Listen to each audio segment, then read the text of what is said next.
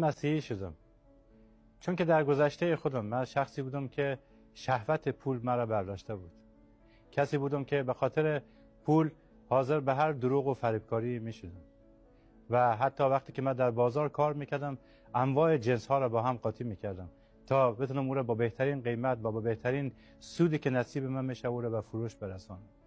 و همه این خرابکاری های خودم، تمام این خلاف های خودم را در پشت مذهب خودم پنهان کرده بودم. با نماز، با روزه، با قرآن من خودم شخصی نیکوکار و پرهیزکار در چشم مردم جلوه میدادم و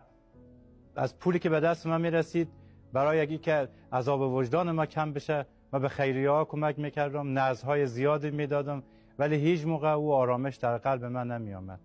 چون خودم میدونستم که چه کار دارم میکنم. ولی برای من تعجبی بود که چرا او مذهب مرا نجات نمیداد، چرا او خدایی که من او را میپرستیدمش و بارها و بارها به خاطر عذاب وجدانی که گرفته بودم از او خواهش میکردم که مرا نجات بده، ولی هیچ عملی در زندگی من انجام نمیشد و هیچ تغییری در خودم و زندگیم نمیدیدم تا زمانی که انجیل عیسی مسیح به دست من رسید و زمانی که قلب من به عیسی مسیح من سپردم او آرامش در قلب ما آمد و من توانستم که در نزد خداوندم توبه کنم از تمامی او گناهایی که کردم، از تمامی او دروغکاری‌ها و فریبکاری‌هایی که داشتم و از خیلی او کسایی که سرشان کلاه گذاشته بودم یا حتی بهشان آسیب و ضرر رسانده بودم